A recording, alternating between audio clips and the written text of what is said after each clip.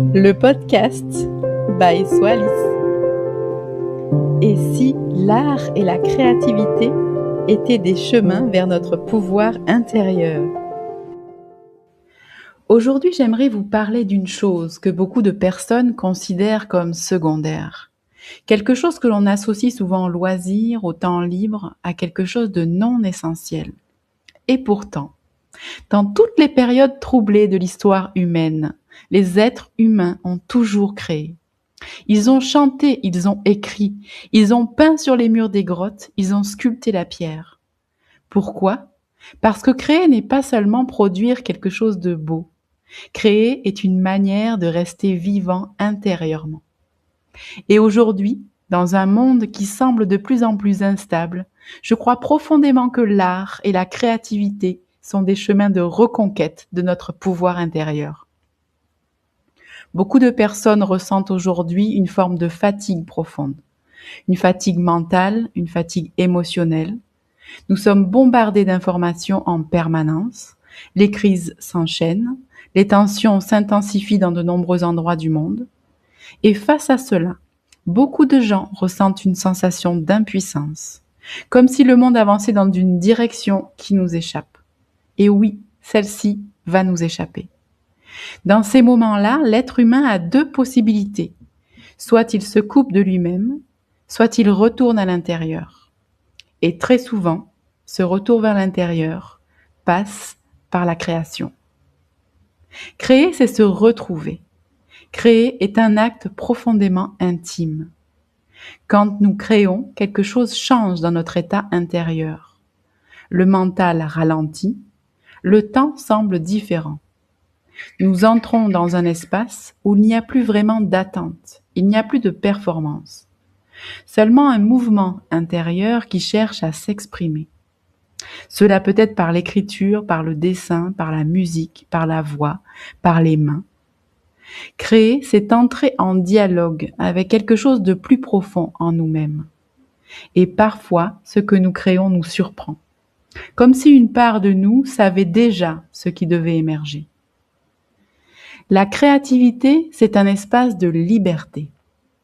Dans nos sociétés modernes, beaucoup de choses sont cadrées, optimisées, mesurées, comparées, mais la création échappe à tout cela.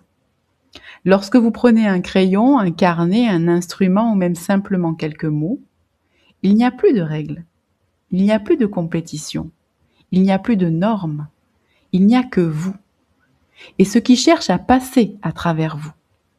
Et dans cet espace-là, quelque chose de précieux réapparaît, la liberté intérieure. L'art révèle la lumière. Nous avons souvent l'idée que l'art est réservé à certains, aux artistes, aux personnes talentueuses, mais en réalité, la créativité est une faculté profondément humaine. Un enfant crée naturellement. Il dessine sans se demander si c'est réussi, il invente des mondes, il imagine, il transforme la réalité. La créativité n'est pas un talent rare, c'est une énergie naturelle de la vie. Et lorsque nous la laissons circuler, nous permettons à quelque chose de lumineux de se manifester. Pas pour impressionner les autres, mais pour nous reconnecter à ce que nous sommes.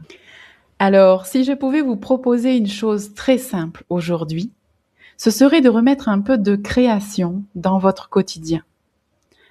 Pas pour produire quelque chose de parfait, ni pour le montrer, mais simplement pour vous retrouver.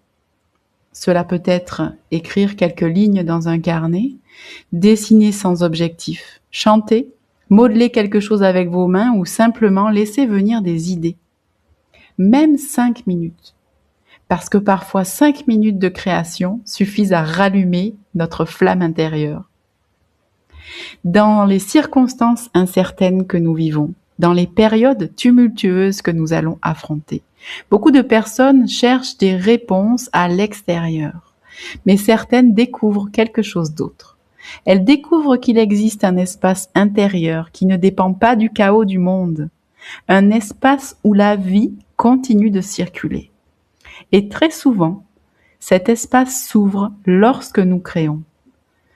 Alors peut-être que l'art n'est pas un luxe, peut-être qu'il est simplement une manière de rester souverain au milieu du tumulte. Et vous, dans votre vie aujourd'hui, quelle forme prend votre créativité?